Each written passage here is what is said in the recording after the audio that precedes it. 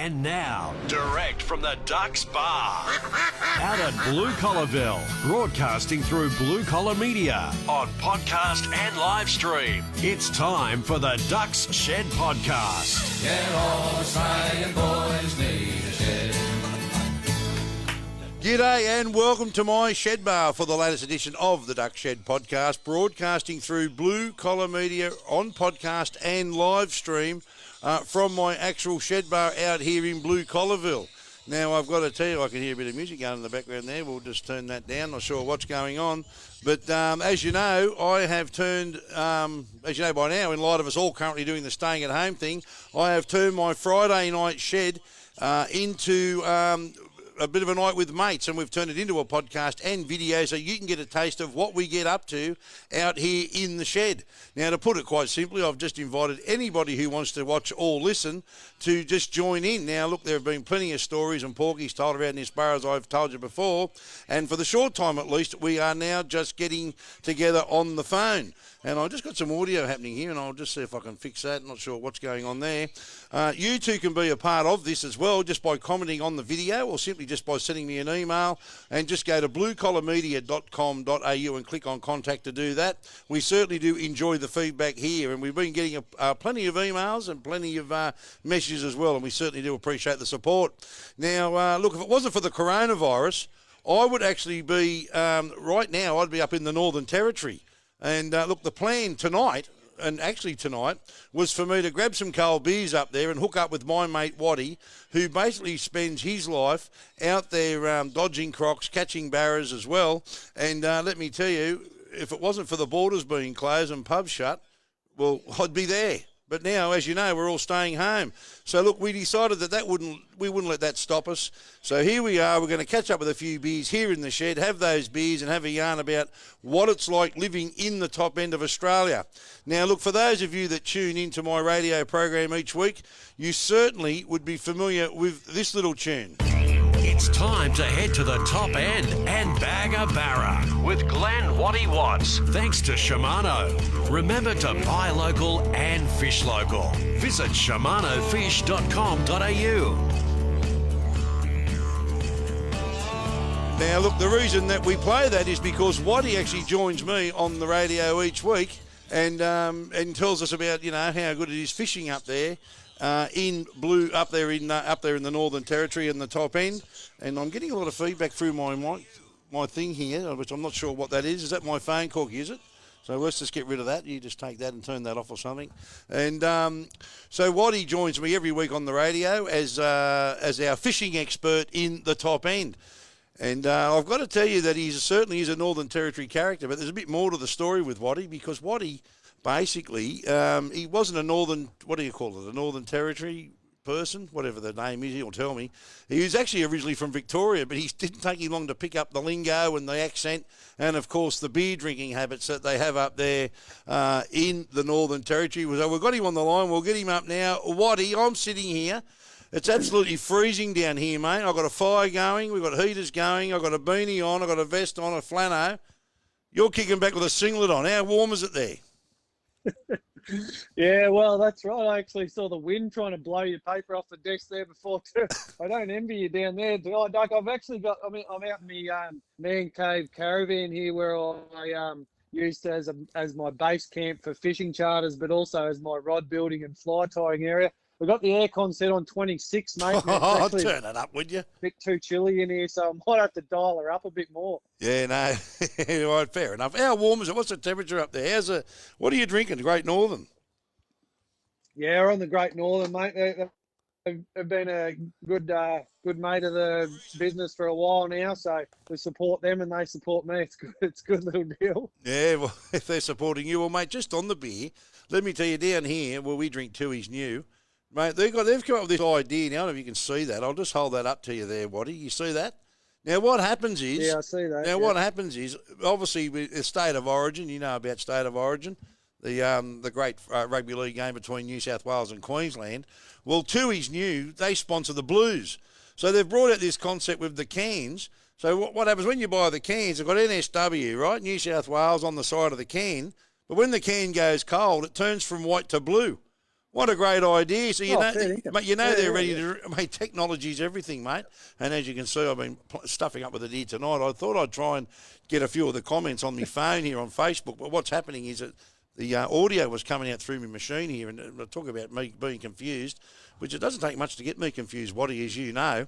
But, mate, I've got to tell you, technology is everything, mate, because when the beer goes cold, the New South Wales on the side of the can goes a nice blue, and they're ready to drink, son. I'll just have one with you now, mate. Cheers, son. Yeah, How well, is it? cheers. Happy Friday. You probably don't even need to put them in the fridge down there, mate. You just sit them beside the desk there, do you? Yeah, not at the moment, mate. Yeah, so I've got to tell you, we did have a bit of wind blow right through us here in the shed here, and we've got a fire going. Not far from where I'm sitting, and I can feel it. I can feel the warmth of it, so that's not too bad.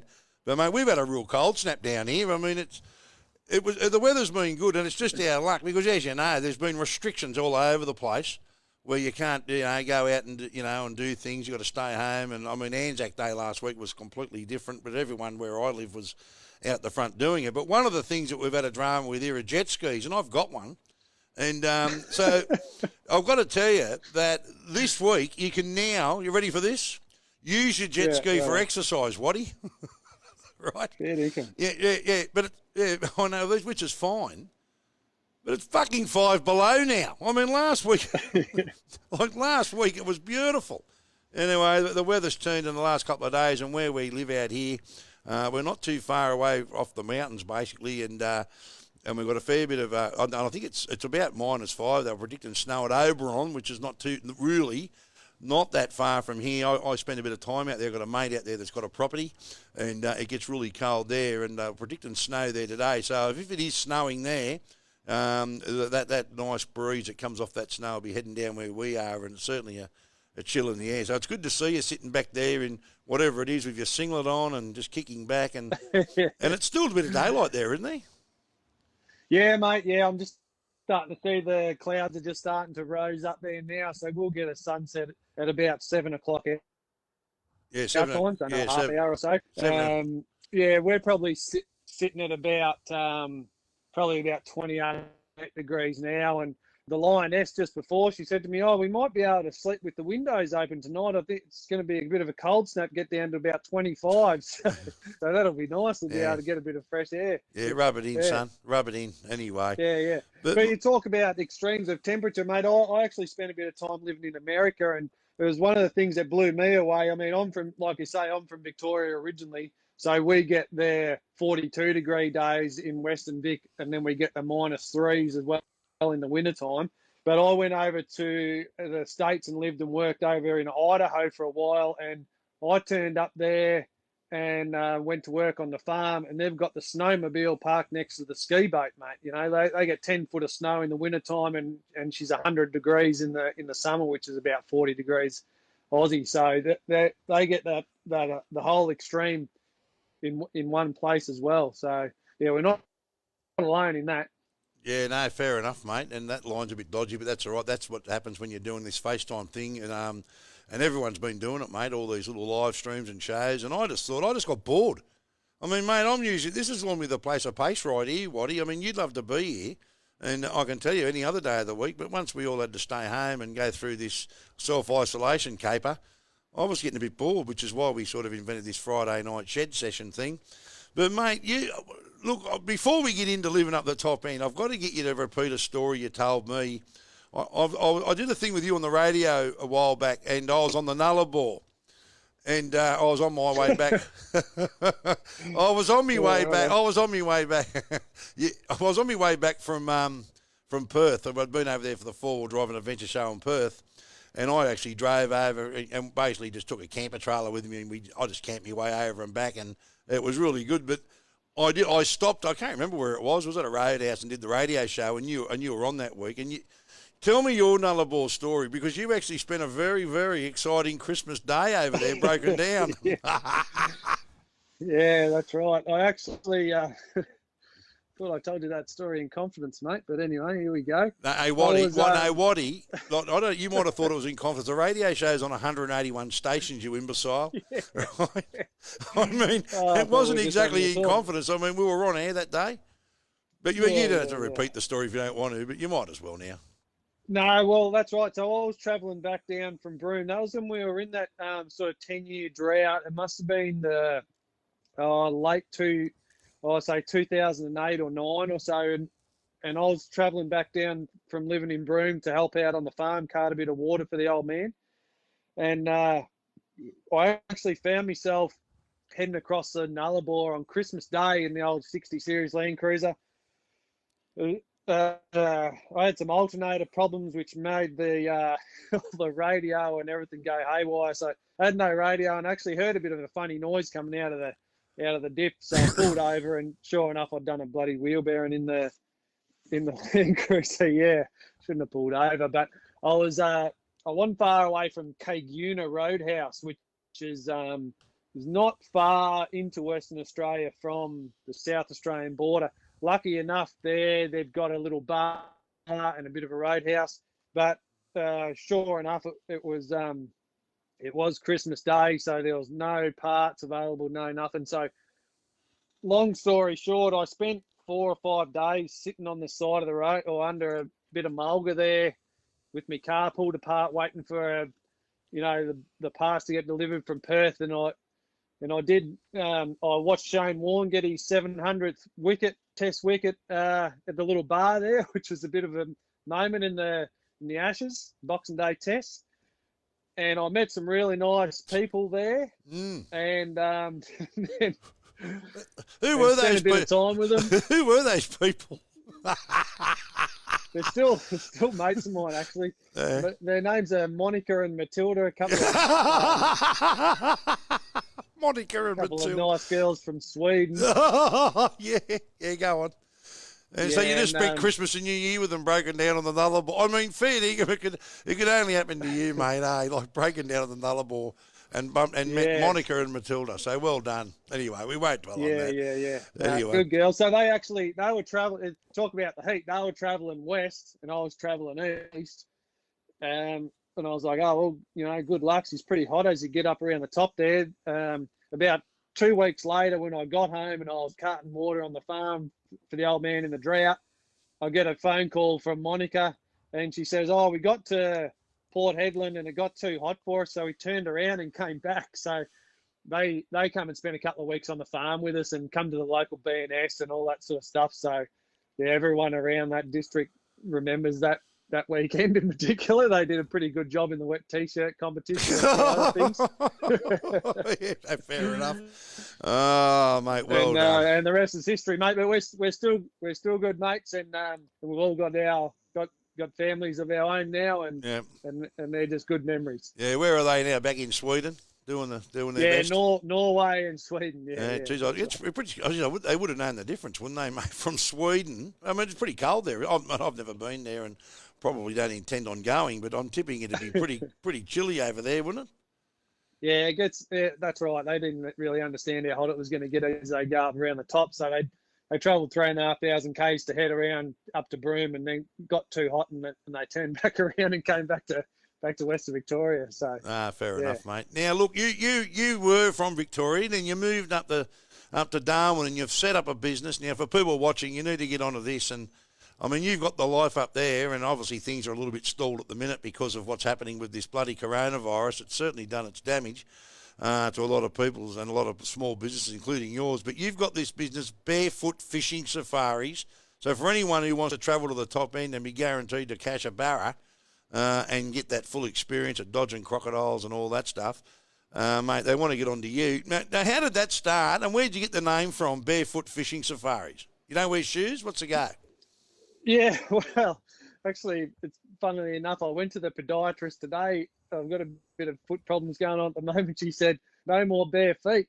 So it's a bit of a problem. But so, yeah, that did start. I mean, I growing up on the farm, I always had a love for the outdoors and obviously trying to make a living out of doing something you enjoy every day. I've done plenty of work that I didn't enjoy. Probably over 100 roles. I remember in about my 3rd or 4th year after I finished school, I had 17 different group certificates to hand in to the tax man. And I just sort of, I ended up down that path after about 10 years of traveling working overseas and around Australia of this real lifestyle sort of existence, I suppose. So, yeah, it was 10 years ago. I bought 10 years ago, I started working for a remote mothership company. We did 28 weeks at sea, which gave me a really good grounding. And then I went on and did another year for a really well-known and well-respected operation here, Darren's Barefoot Safaris. Darren now got a big lodge out in Arnhem Land, which is going really well. And between him and sort of my other main mentor in the industry, Rob Croxon, they gave me a good footing. And it was, so 8 years ago now, I bought my boat, and that's where the name comes from. The boat's called Barefoot 2. It was actually, I don't know what happened to Barefoot 1 either, by the way, but it was owned by our now retired Senator Nigel Scullion. Had a business doing commercial work in the harbour, and the old Southwind. It's a fiberglass longboat, goes really well in our northern chop as well. It's got a shallow draft, so really good for work boats and really good for fishing as well. So when I went and checked the boat out, I sort of, I had half a dozen mates with me, and I was thinking, like that actually sort of suits my personality. I don't spend a hell of a lot of time wearing shoes or following the normal gist of things. So yeah, we went with Barefoot Fishing Safaris, and it's been good. Like it's certainly not all beer and skittles like you see the Instagram posts and all the stuff that makes it look like an amazing time, which of course it is, but there's also a lot of hell of a lot of hard work goes into it. And anyone who's self-employed knows it's a bit of a grind, but you do it for a reason. And for me, it's to be able to live the lifestyle that I wanted to live, which is pretty much just enjoying the country that I live in, and being able to show people things that I enjoy, and particularly raise a family in a way that I sort of got raised as well. That's pretty important to me. Yeah, absolutely. Mate, living up in the Northern Territory, I mean, what is it like? I mean, for me personally, I know when you're in the Territory, you just feel more Australian. It's very funny. I mean, it's just like it's another complete different rule there. I mean, I watched a press conference yesterday from the Chief Minister up there, who for people in, obviously in states of Australia, they've got premiers. In the Northern Territory, you've got a Chief Minister, and his first line was, "Cracker nights off. I know you're all going to be pissed off." I mean, I couldn't. And I mean, it's just, and anyone who's ever seen that Northern Territory newspaper, I mean, it's just an absolute cracker. For me personally, I know when you're in the Territory, you just feel like you're more Australian. It's just more knockabout. It's just got that who gives a shit feel about it. Like we just do our best and get into it. And what's it like living up there and doing what you do? I mean, you go fishing at Kakadu for a weekend. I mean, for us down here, I mean, we don't have that luxury. She's a fair excursion from here up there. But, mate, what's it like? It's just laid back. Is it what it appears? I mean, I know when I've been there, it's just like no one really cares too much, and everyone's just knocking back and I mean, they're making sure that they got, the priority up there is to make sure there's cold beer around. Didn't you once tell me it's a fine if you drive past the pub? But what's it like? Is it like that? Is that the feel about it? What's it like living up in the top end? Yeah, look, it really is. I mean, the Territory, I suppose, in a lot of ways, it has always been the place that time forgot. We've got so much cultural history up here, and the culture, while it's evolved and changed a lot, it sort of continues where it really is more about the lifestyle than sort of having the flash house or the flash car and earning the most money. Like it certainly is a really relaxed place to live, which is really, really, really good 90% of the time, but until you want to get something done. So if you got a job, like say a mechanicing job or a welding job or a maintenance job or a something job that you need to get done and get the show back on the road, the Territory time can be frustrating at times because everyone's on it. So it can get frustrating for, let's say, a couple of days a year. But yeah, I mean, people here, we never have protests, we never have violence, we never have any dramas, and everyone's just here they're just living their life and trying to do the best they can and be happy in the sunshine. So yeah, it's a place that I guess you either probably love it or you hate it to a large degree. It certainly wouldn't suit probably the majority of Australians, because I guess the majority of people live in the city. But for me, you know, farm boy, country boy, I'm living 20 minutes from Darwin City now. I'm on 10 acres. We've got bandicoots digging holes in the lawns and agile wallabies eating the grass in the mornings. And we're 3-minute drive to Kmart and Woolworths now at our local shopping centre. 20-minute drive to an international airport. So for me, you put all those things on paper, and there's no better place in the world to live. And I've travelled 22 different countries, you know, so I've had a good look around, and this is where I'm going to stay. Yeah, happy days. I mean, that's 22 countries. How were you accepted? I mean, because I've actually spoken. Like, people should know that I was meant to be up in. You opened another can there. Yeah, geez, yeah, you can sing. It was very funny. For those of you at home, I rang Watty this afternoon just to make sure he was sober. I mean, ready. And I said, "What's happening?" He goes, "Oh, I'm just having a couple of samplers."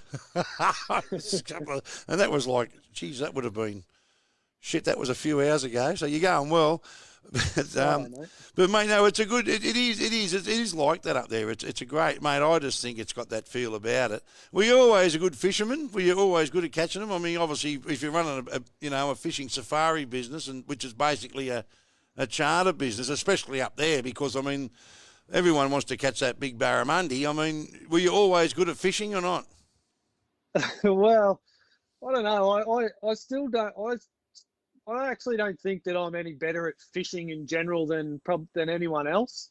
The difference between me and everyone else is that through a lot of hard work and the structure that I've sort of created my life to be, I get to spend a lot of time on the water, and I'm pretty analytical with it all. I've got diaries and notes going back 10 years now, so I can pretty much tell you what's going to happen on what day, on what tide. But as far as natural fishing ability goes, there's a lot of blokes that are out there that are certainly more adept at it than me. My brother's one, for example, he guided up here for 3 or 4 years as well. And Dean could go into a river system and just straight away naturally find the fish, whereas I tend to, anyone who's seen any of my videos would see that I'm a bit of a map junkie. I love the data, and I love just keeping records and finding patterns. So while I really loved fishing, I certainly don't think I was any better at fishing than anyone else. But, you know, same as doing anything, a bit of practice makes perfect, and it's a ever evolving sort of skill. So every day, that's what we're thinking about, how we can tweak it and make it better, and that's why I think people keep coming back. I've got clients that have been with me for 7 years now, and they've seen the growth in me, and I've seen the growth in them, and it becomes a really good relationship. So, yeah, it's a win for all of us. Yeah, happy days. Now, what I was going to mention earlier is that I was actually supposed to be with you tonight up there. It could have been big, Watty. You were going to take me on you were going to take me on a fishing and pub crawl. Remember that? Anyway, mate, they reckon that they reckon the Chinese created the coronavirus to stop everyone, but maybe the Northern Territory government created the coronavirus to stop the duck coming up. Yeah, mate. Oh, yeah, good on you. Yeah, well, mate, that was the plan. I mean, we were supposed to be up there right now, and mate, we'd be at the Sand Palms Tropical Roadhouse and Resort with Tommy and Julie, and we would have just fed the crocodile, and we'd be cooking a wood-fired pizza and playing a game of pool, mate, and going out and catch some barra tomorrow in the Finniss River. And I mean, you're not here, but I'm probably going to do a very similar thing on the weekend without you. But anyway, I'll send you the photos. Yeah, I know you will. Yeah, no, good on you. But I mean, it would have been, yeah. I mean, and obviously because of this bloody coronavirus stuff, I mean, it's all over. It'll still happen. It's just not happening now. But actually, we said, yeah, we'll hook up this night, which is what we're doing now. And I was going to be there with you. And I can tell you one thing, mate, I wouldn't have been wearing a flannelette shirt and a beanie. I know that. Mate, it'd be freezing down here. But, mate, what's it like? I mean, so you're spending your time, and you would have, if you had any close encounters with the crocs up there, because obviously you've seen thousands of them. Yep. I haven't had a hell of a lot of close encounters. Early on, it was actually my first year, probably even my first, it would have been my first or second guided trip. It was actually a really, really wet year that year. It was 2011. And We started our guiding on the 1st of March, which is sort of quid pro quo. It was too much water, so we moved systems, and I was up at Creek, which is well known to the locals of Darwin, at the mouth of the Adelaide River, called Chad's Creek, and we're tied up to a side casting a point, and one of the guys got, which sort of has become the story of my life, got a lure caught somewhere he shouldn't have. This one was on a rope, which is tied onto the bow of the boat. So I was hanging over the bow of the boat, head down, trying to get this bloody lure out of the rope, and with my hands sort of into water up to, I guess, my wrist.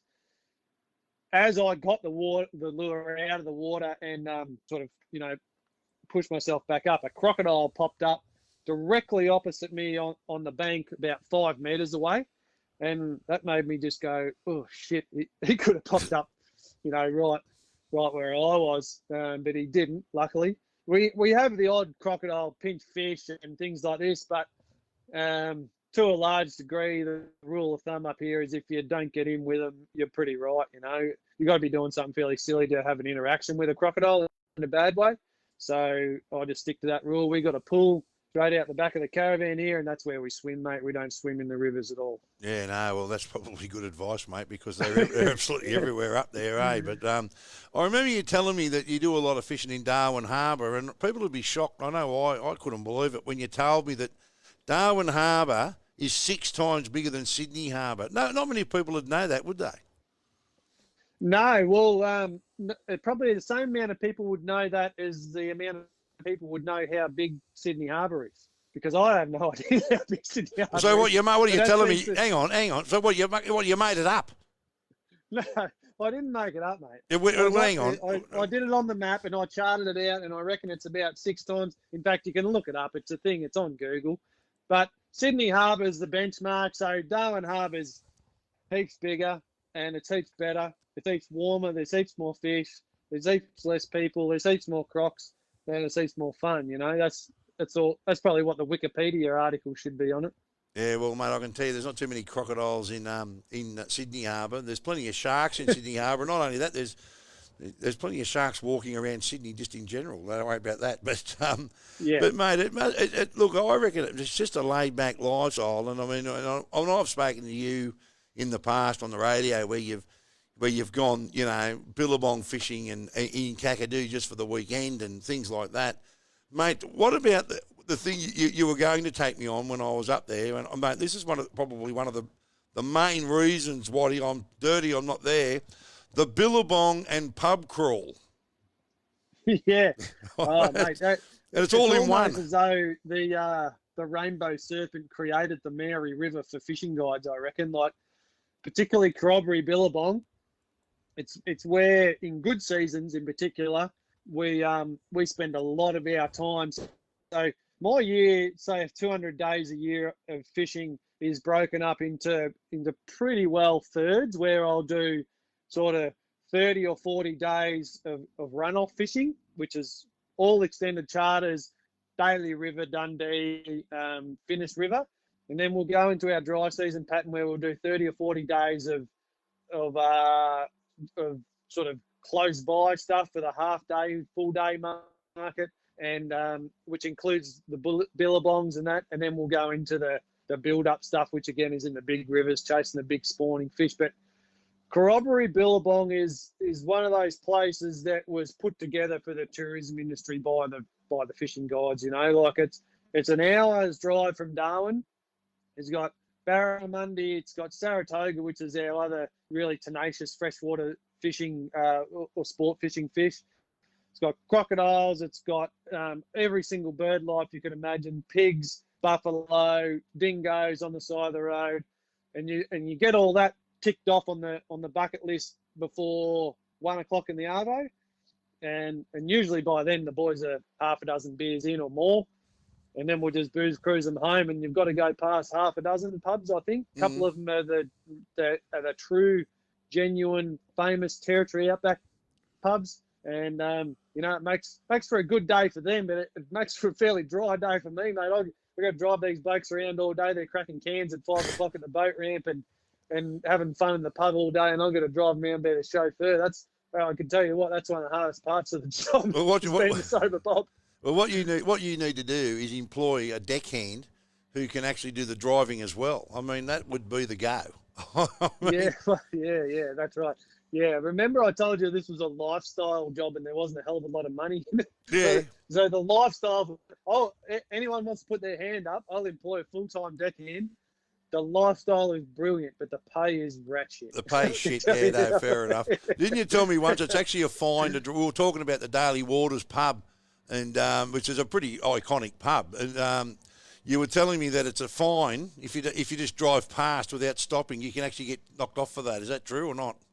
Yeah, you wouldn't dare. The local bloke will get you for sure. Yeah. Driving through Daily Waters without going to the pub. Same at Corroboree Tavern, same as Daily River, same as Dundee Beach, same as, half a dozen other ones, mate. You got to call in for one over the wood, otherwise the Johnnies will get you. Yeah, Don't worry about that. No, yeah, 100%. It's unbelievable, really. You got to stay on the right side of the law, Duck. Yeah. Now Dundee Beach, that's exactly right, mate. Now look, you've mentioned Dundee Beach a couple of times. Now that was actually named after Mick Dundee, which is a fictitious character as it is, but they've named a beach after him up there. Yeah, that's right. So it's a bit of a funny one. So Dundee, Mick Dundee is actually a bit of a it's based on a true story, sort of a yarn from up here. Can't remember the bloke's name, but there's a book, a really famous book, and it's well worth a read, called Crocs, Cops, and Leopard Skin Jocks or something. And it's about this fella who was a bit of a rat bag and a bit of a poacher and a bit of a black market baron netter and all sorts of stuff. And that character Mick Dundee was based on him. Yeah. So the township of Dundee is one of the only places in the top end where you can actually own some private land on the water, and it's pretty popular. It's probably, I think it is the most popular boat ramp in the top end, and obviously a really popular destination for Darwin people to have a weekender and stuff, and we utilise those houses through the charters and that sort of thing as well, which is really cool for us. We can go and set up a camp.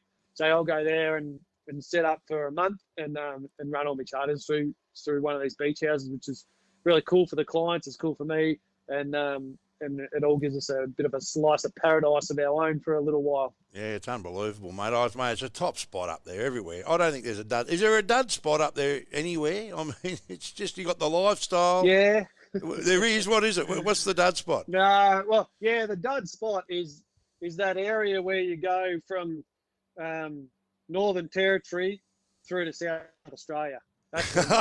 You're kidding. That is a fair. I've been through there actually. That's actually around Wolf Creek, actually, ran through there. You ever been? I mean, I remember. Oh, Wolf Creek, mate. Yeah, you're talking about the West Australian border. I've been to Wolf Creek there. I tell you what, you talk about places that people should go to. Wolf Creek Meteorite Crater is definitely one of them. That is unreal. The movie is like, I had bad dreams for a month, but the crater itself is absolutely amazing. It's out in the middle of bloody nowhere, although there is a bit of work being done on the roads these days. What is it? A couple of hours drive from Halls Creek, and it's massive. It is massive, and they say, anything within 100 k's would have died when the meteorite hit or something. Like, you could just imagine the boys walking around in the bush there when it happened, just like, what the hell is going on here? Like, it is phenomenal. That the crater's 100 metres deep. It's largely filled up with sand now and palm pandanus and other bush. But the crater itself, it's a decent walk up to the top, and it's perfectly circular and just amazing. You can sit down and just stare and wonder, about space and all sorts of things when you go there. It's unreal. I remember when we were in the Territory, and we stopped at a place called Barefoot Fishing Station. I'm not sure if you've been there. If you've driven, you probably would have. You would have. Went through there driving back home down to Victoria, and that was when that Joanne Lees, remember her? She was picked up. She was picked up by the truck driver and taken to Barrow Creek Station. Anyway, so we went in there, and it was the thing I liked about Barrow Creek Station. There's a couple of stories about it. We pulled in there, and it had on the fuel bowsers outside, it had "Please pay for petrol at the bar," which I thought, mate, how good is it? And then I went in and I was talking to the bloke who behind the bar and paid for the fuel. And I said, mate, you know, I said, what's the story, mate? What's your go? And he was telling me how he came from Cremorne in Sydney. And I said, mate, how does a bloke from Cremorne, like Cremorne in Sydney's basically, you know, not far from where the Harbour Bridge is. And I said, mate, how did you end up here? Like, it's in the middle of absolutely nowhere. And he said, mate, I broke down here 19 years ago. I just thought, holy. Mate.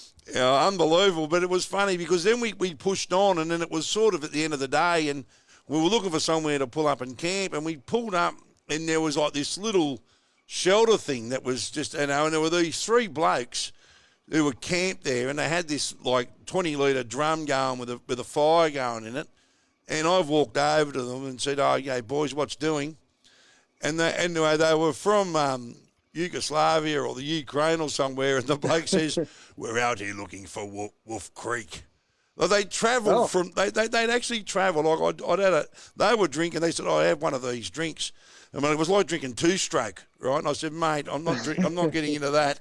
And they were drinking this straight spirit, whatever it was, but it was definitely petrol and metho and everything else mixed in. It was it smelt terrible. I think they were using it to get the fire going.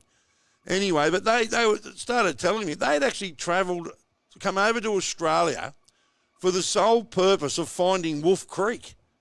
I mean, it's unreal, mate. Oh, mate, unbelievable. Well, but anyway. It sounds like those blokes might have been there for ulterior motives. If you're going there from a geological or an astronomical point of view, it's also very interesting. Yeah, well, mate, it's an amazing place. Yeah, I got to tell you, mate. My missus is going, "You're mad going over there. We're in the middle of nowhere.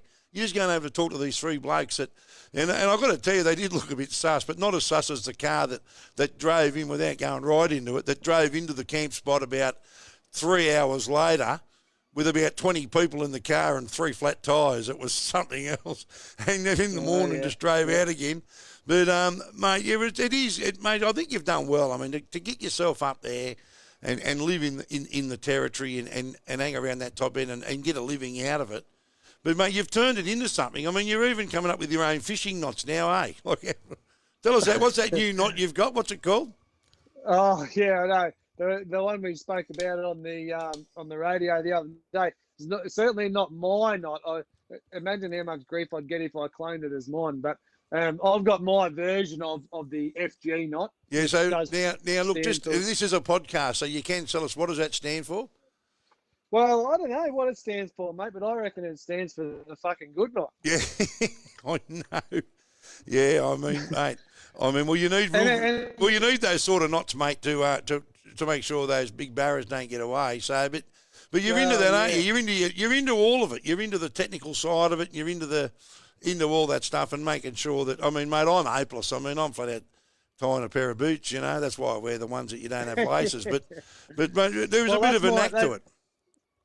That's right. I mean, like, that's why I got plenty of guys that come fishing with me that are absolute guns in their local waters. And they know how to do virtually all the techniques, or they can be shown very easily how to do the techniques. But it's the subtle things, the 1%ers, you know, that get the catch rate up at the end of the day. Actually, one of my members, Draw Charters, was a really good example of that. The daily, about the week before we got shut down, actually, Glenn Stewart and his old man and his young fella, 3 generations of Stewarts, all gun fishermen, and all at times of their careers done some guiding in their own home waters. They came up for the first time fishing wild barra, and they were really easy to coach because they were competent at holding a rod and reel. They knew how to do most of the stuff, but it was just tweaking the 1%ers that actually got our catches right up and got them having a good time. Those guys are easily one of those sort of groups where they could come up themselves with their own boat and probably do okay. But it's that experience on the water, and particularly on certain areas and certain times where the 1%ers count and you can double your catch rate. So for me, that's the big part of it is like, I'm not really expert at anything in life. Well, maybe apart from shotgun and cans of beer, but but I do like teaching people things that I know, and if it's that if it's holding the rod a certain way so they can get a better twitch on their barra lure, which then converts them to more fish.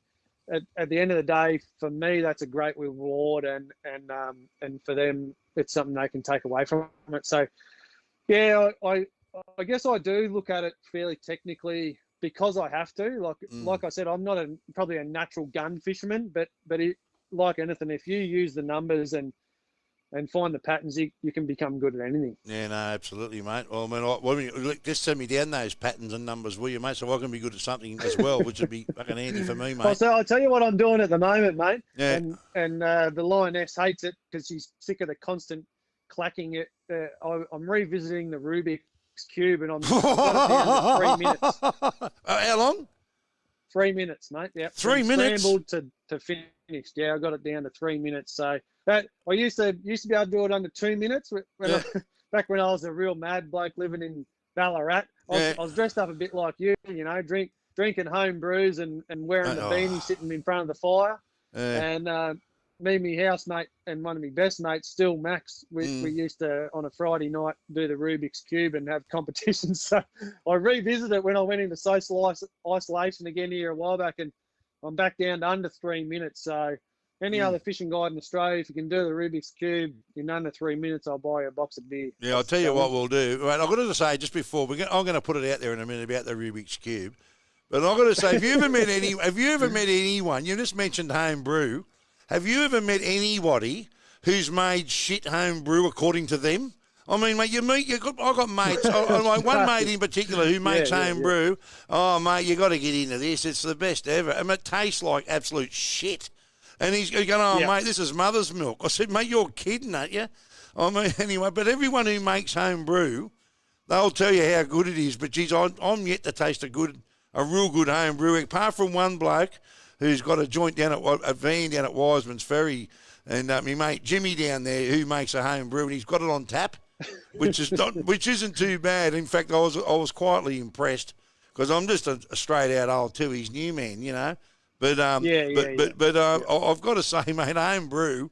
But the one thing about home brew is it doesn't really give you a hangover. Have you ever got onto you don't do a home brew, do you?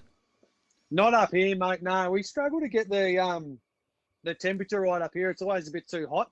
I was right into it when I was going through ag college as well as down home, working on stations and stuff. But I think you're right. It's a bit of an acquired taste. It's a bit like that's where the bloody craft beer markets come from, mate. It's all these home brewers, and they just think that they drink this bloody half rotten beer and it's all the go. For me, it's we sort of discovered that we weren't much good at it. So, but what we were good at was killing and cutting up sheep pretty quick. A few of us farm boys. So every now and then we'd find a sheep that might have been on the side of the road or lost or something, and we'd cut him up and kill him, or kill him and cut him up, and we'd trade it to one of the other fellas who was a bit better at homebrew than us. So we had a bit of the old bartering system going on, mate. But yeah, I just stick to the bought stuff these days, and no one does it better than the blokes that are doing it pro.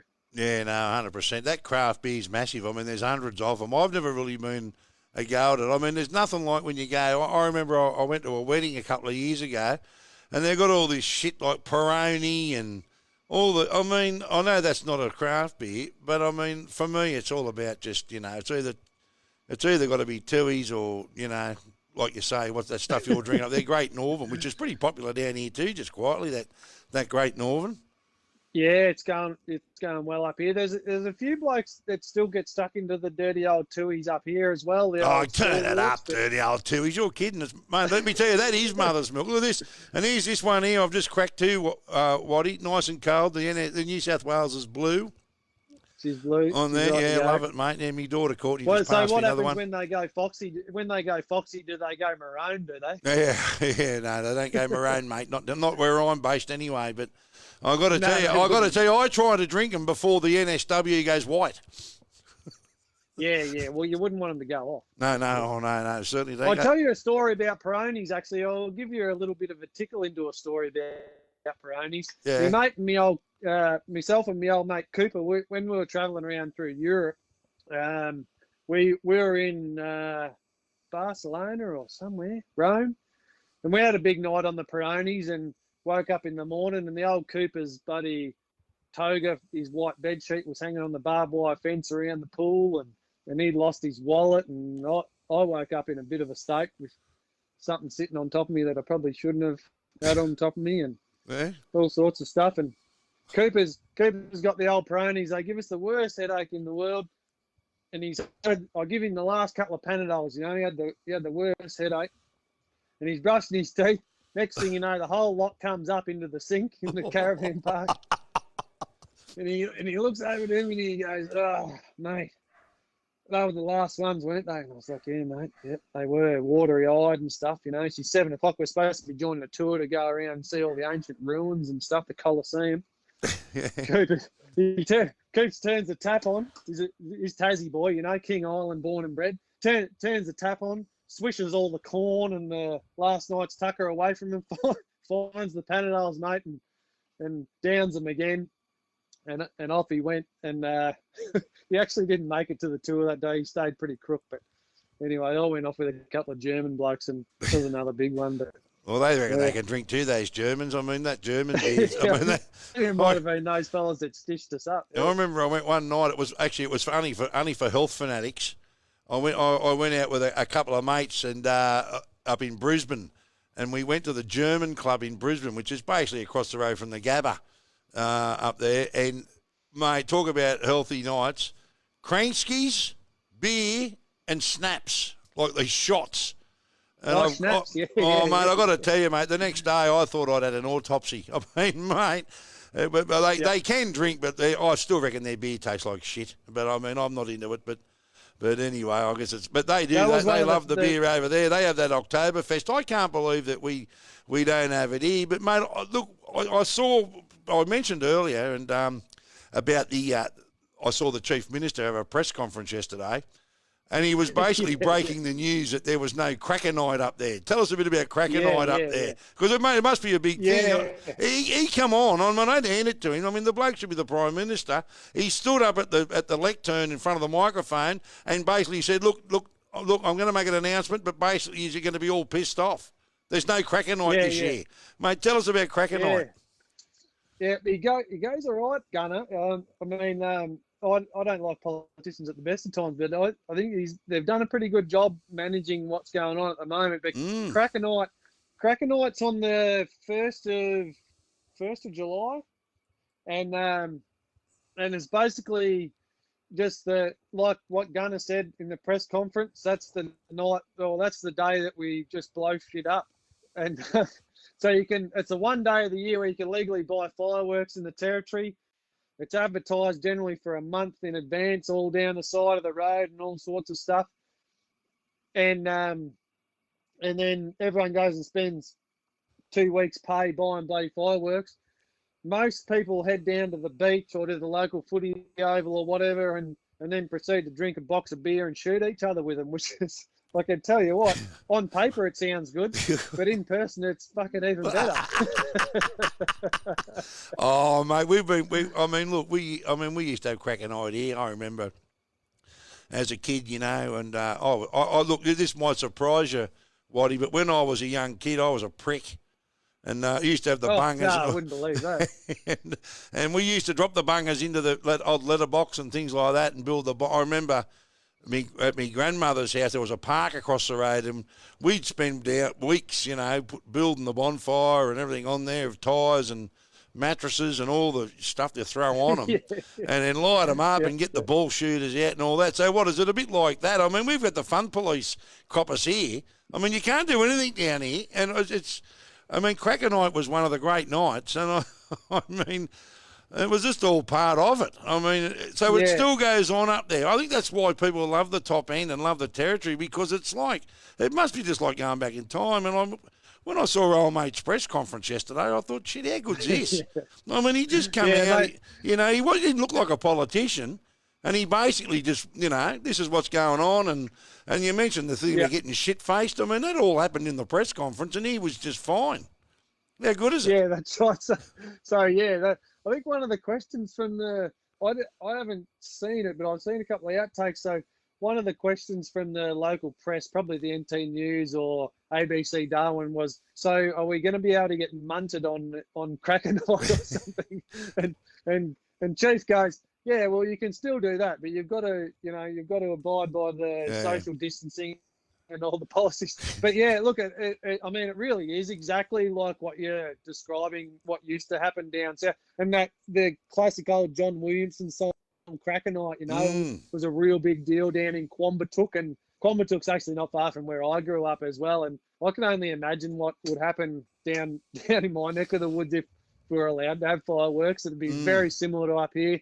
I experienced my first Cracker Night when I was about 15, and we were up here for a family holiday during the winter school holidays, and we went out to one of the local jetties because we were mad on fishing as well. We wanted to have a fish for a squid or something at night, and these blokes, obviously like myself and my mates now were, sitting beside their eskies shooting each other with fireworks and stuff, and we're running around going, oh, can we have a go, Dad? Can we have a go? Dad's like, oh yeah, right, let's go for it.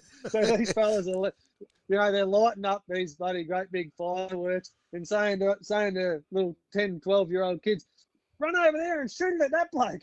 Yeah, So mate. it still goes on. It's the busiest night in Darwin for the whole year for the emergency department. Yeah, I reckon.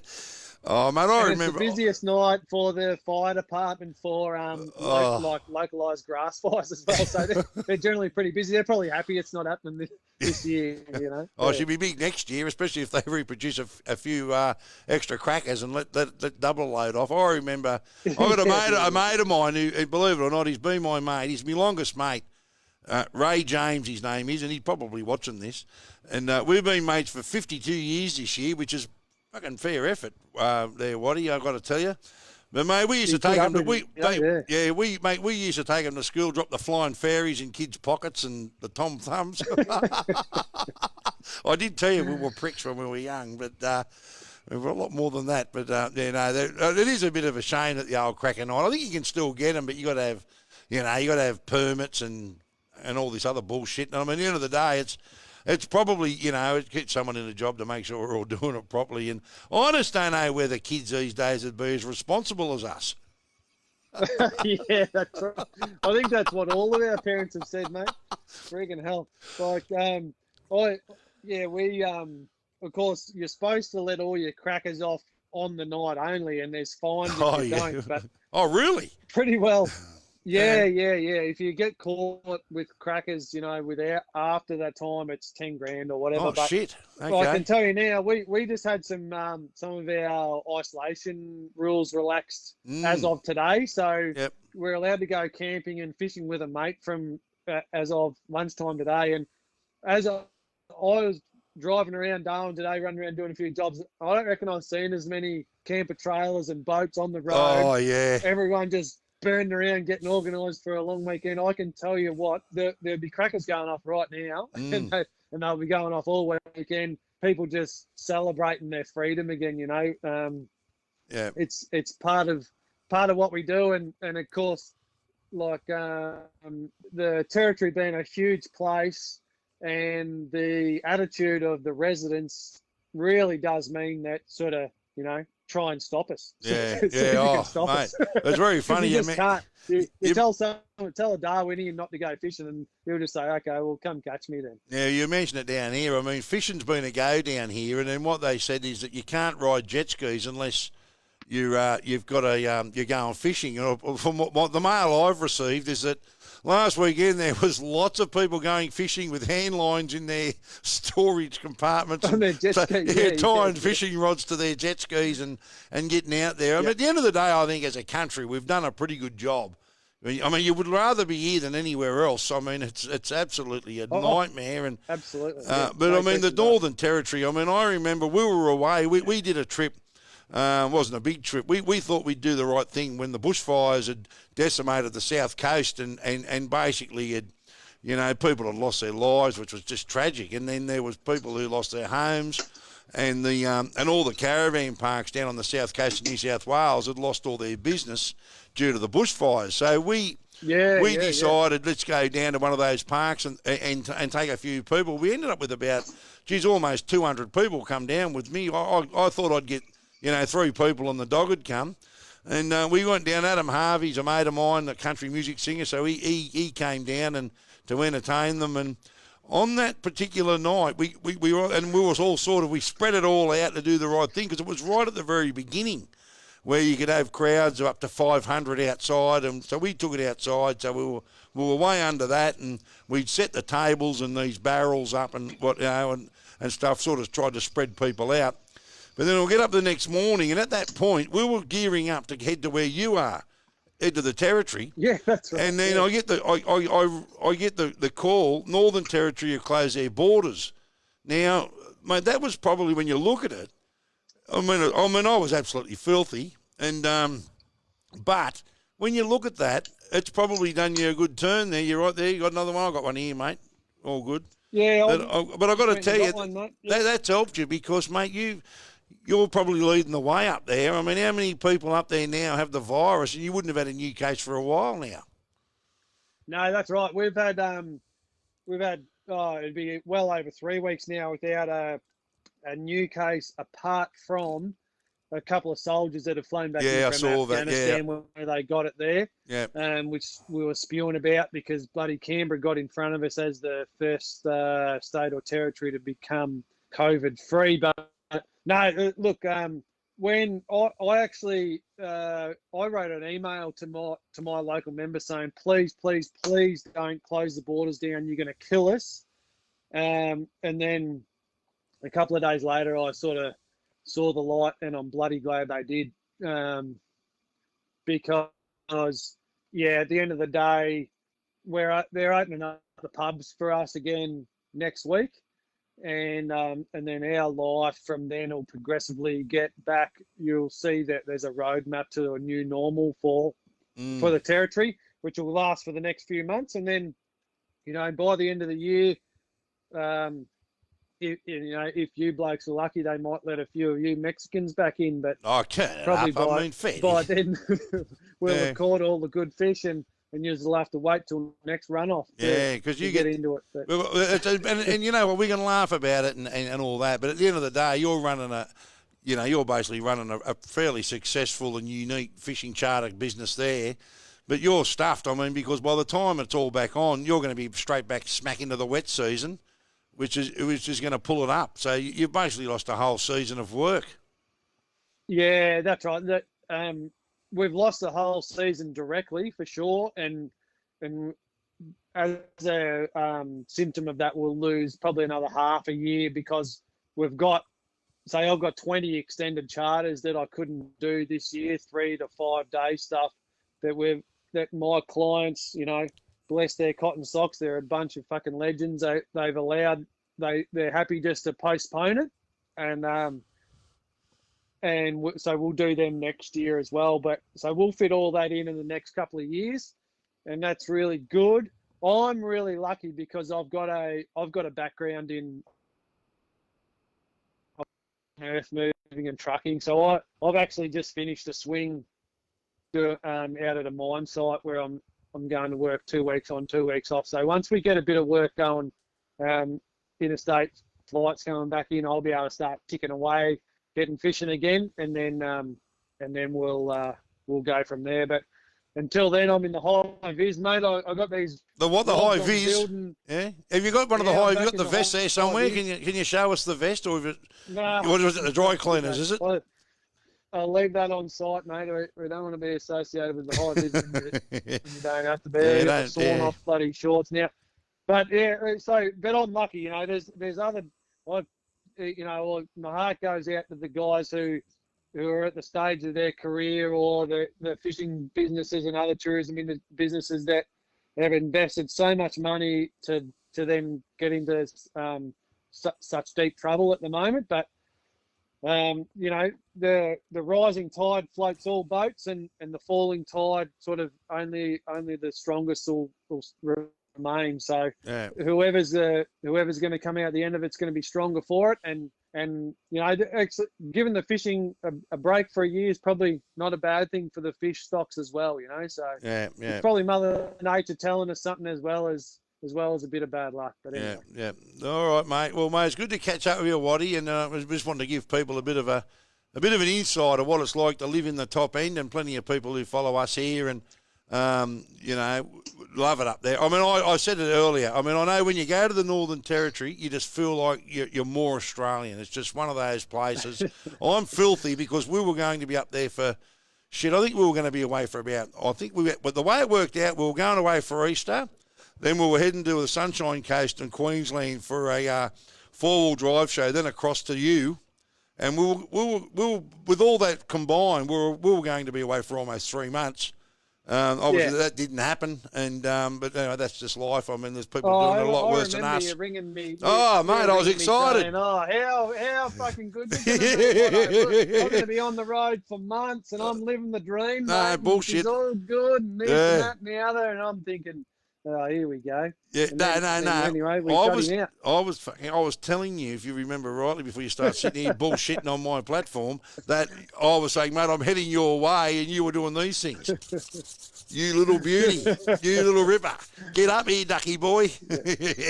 Looking for someone else to put under the table, mate. Turn it up. I'll tell you something, mate. At the end of the day, you might be up there, but you're still a Victorian and you got nothing in that area. You'd be putting no one under the table. Mate, you're probably up there drinking mid-strength. No, mate, we're on. So there's a bit of a rule of thumb up here. Actually, I'll show you. Yeah, go and get it up. So we got what we do up here, we got the black marlins for they're the morning beers, they're the mid strengths. And then once the clock ticks over 12, we go to the red ones. And what me mate, he's a wise old bugger, Andy Dubois, he's famously said, mid strengths until you finish your jobs, and then full strengths to finish you off. Oh, very, very good, mate. So that's how we run it up here, mate. Particularly on the weekends, you got to keep the lubrication going. You don't want to perish. You don't have to tell me, mate. Don't worry about that, pal. I'm all over it, mate. It's a bit of a shit because you and I were supposed to be hooking up tonight, which we had all penned in, and I was going to spend a week or two there with you, which would have been probably at the end of the day. You'd be drinking mid-strength in the morning, mate. It wouldn't matter to me. I mean, I don't normally drink in the morning, mate, but I mean, I don't drink too many mid-strengths. There's a bit of a story about light beer and mid-strength. Obviously, you can't get light beer up there. It's just you just start off on mids and then straight into the heavy stuff. Light beer is what we have in the wet season when we're drinking a full strength and it's raining, mate. A bit of rain gets in there. You get big rain in the wet season, eh? For people that never been there, I remember talking to you one time, and you were telling me like it's just hundreds and hundreds of mils of rain. Like in a couple of days. It's unbelievable, isn't it? Yeah. We had that was that bit of rain. It was only one front that come through. We had 470 mils of rain here at home overnight. Not overnight, over about 3 days. But during the wet season of 2012-13, when Cyclone Carlos come through, we had 470 mils overnight. And that was bloody wet, I can tell you now. You couldn't sleep because it was too noisy, and you sit out on the deck watching the lightning storm, and you couldn't talk to each other because it was too noisy. So everyone just sat out there sipping a can, mate, and just enjoying the light show. So it's one of the extremes we get.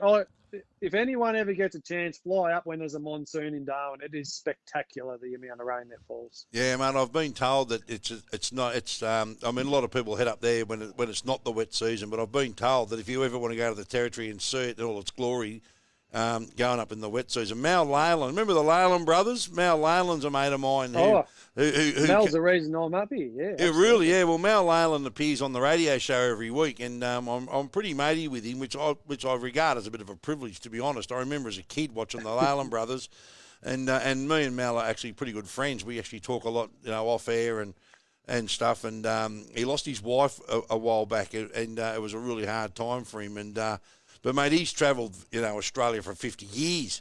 But every time he went to the Territory, they'd go up in the wet season. They did everything, like him and his brother Mike. Now I've had long conversations with him. He's a fascinating bloke to talk to, and They went up to Cape York in the wet season, and when there was no development road, 50-odd years ago.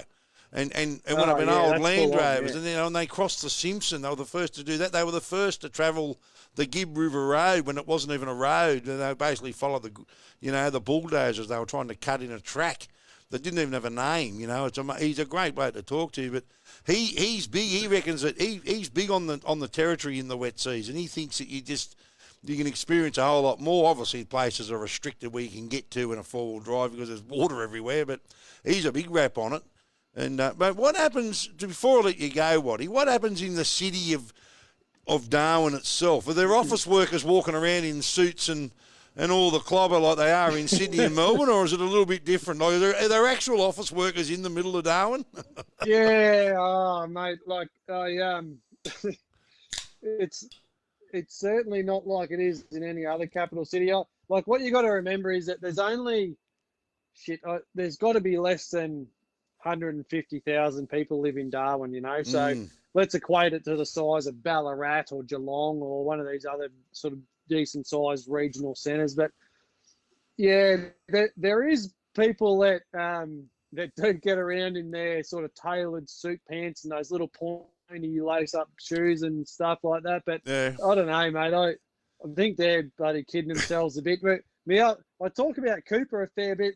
Yeah, old mate Cooper, he's a truckie, and he actually a bit of a farmer down in Tassie there now, and he used to like going to the Kavanagh Hotel at lunchtime, and he'd ring me up, he'd fly in from the mines, and he'd go, "Watto, we'll go down the cab for lunch, and we'll check out a bit of corporate." Yeah, right.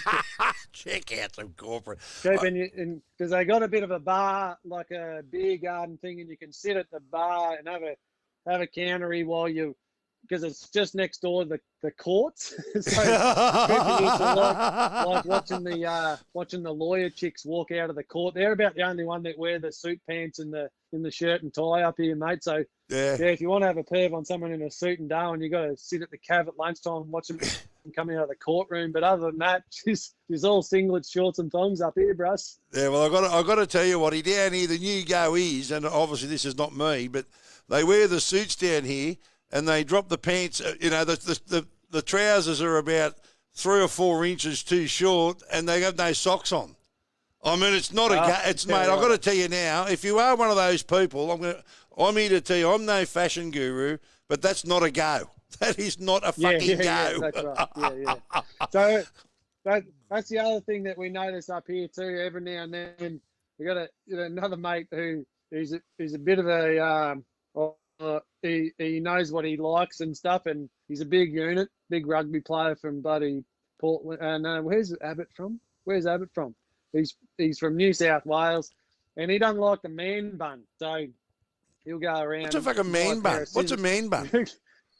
He's been known to go to Woolies halfway through a night out in Mitchell Street and buy a pair of scissors to go and snip a few man buns off the metros that turn up to Darwin. But that that short fucking pants and no socks thing, that's not a go at all. No, it's not a go. It's not a go. And like I said, if you're one of those people that do that and go to the races and everything now, and they wear the suit pants and they're too short with no socks on, and then the Julius Marlows, mate, please.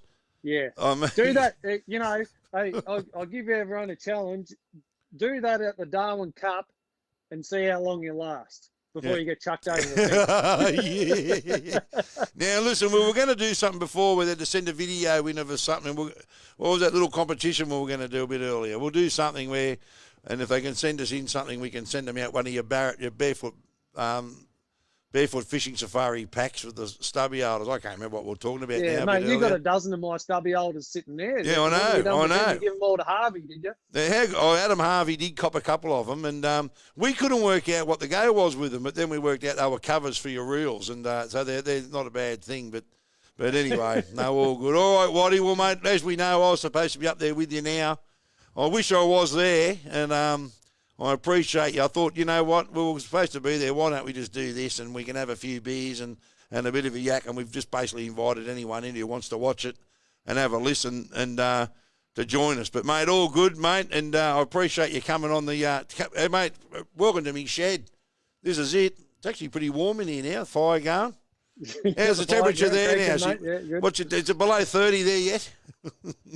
Oh no, it would I reckon we're going for an overnight low of about 23 tonight. So that actually, I came out this morning. Yeah. It was my first night back in after 2 weeks at work, and I went outside for a leak and talked to the bandicoots as they're digging holes in the lawn. And I ran back into the lioness and I said, "Shit, it's cold out there." And she looked at the thing and it was 24 degrees. So, mate, let me tell you now. I'll tell you what the temperature here right now is 13. I'm just going through the phone here. Oh, it's not going to be too bad. It's only going to go down to 12, so that's not too bad. So, fucking hell, mate. No, we wouldn't be worried about that. no. Oh, they breed them hard down here, mate. Don't worry about that. Yeah. You can have it. All right, mate. Well, hopefully I'll get to catch up with you soon, mate, in person. It'll be good, mate. But thanks for coming, having a chat, and we'll get up there and you can take me on that billabong and pub crawl. I can't wait for it, mate. I'm only hoping that these restrictions get lifted before the wet season, and I'll do a quick straight up there for you. Yeah, that's the go. We'll do it in the build-up. That way we can get some real good blue water fishing as well as the billabongs come back on the bite during the build-up too, as the temperature warms up again and the pubs will be open, so job's right. But I don't know, you'll have to fill out some paperwork before we'll let you back in, mate. I don't know whether they'll approve blokes like you. I'll get one of my people to fill them paperwork in, mate. Don't worry. Anyway, it sounds good anyway. I haven't got any fucking people. Mate, cheers to you, son. Well done. You just had a squig, mate.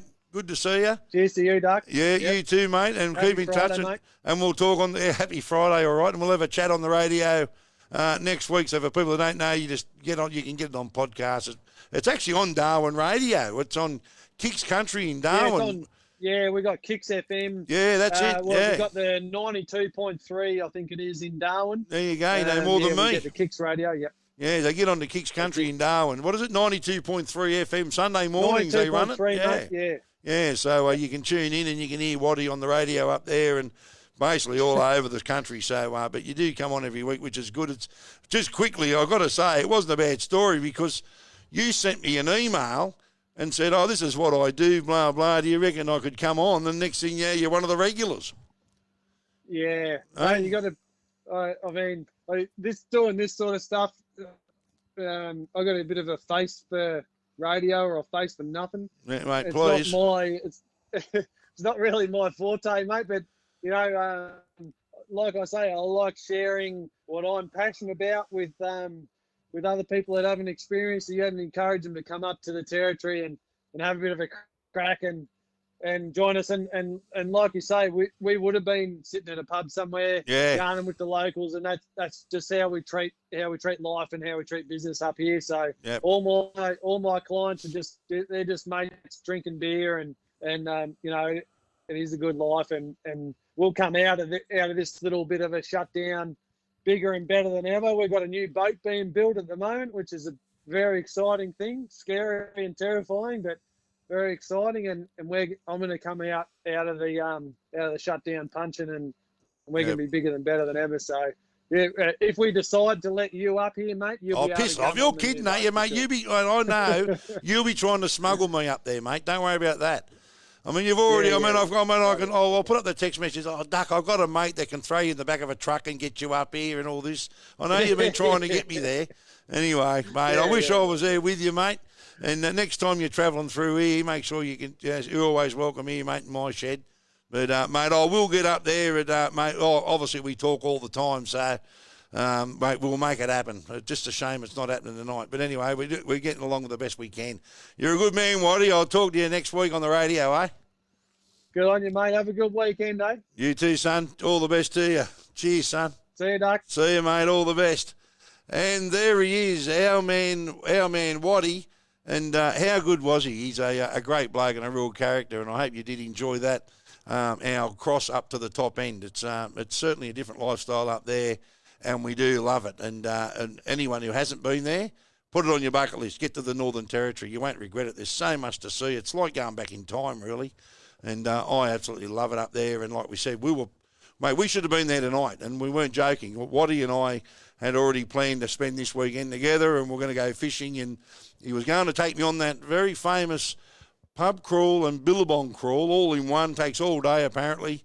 And but it's a bit of fun up there, and they certainly do it, and they've done well up there, just controlling this virus as well. But anyway, no, I thought it would be great just to get Watty on, have a bit of a chat, and give us a bit of a taste of what life is like in the top end. That is our Shed podcast this week, and a beauty. Big thanks to Watty for coming on. In coming weeks, I can tell you we have some big names coming on to have a bit of a chat. Couple of mates, Frankie J. Holden from Old 55, and you might know Frankie J. from apart from Old 55, Underbelly. I think he's currently in Home and Away, he tells me, and so it'd be great to catch up with Frankie J. next week. In other weeks ahead of that, we've got Lee Kernigan who'll be joining us for a chat. Brad Cox, and a whole lot more. So thanks for tuning in. We'll see you next Friday night, providing we all go well. Have a good weekend. See ya.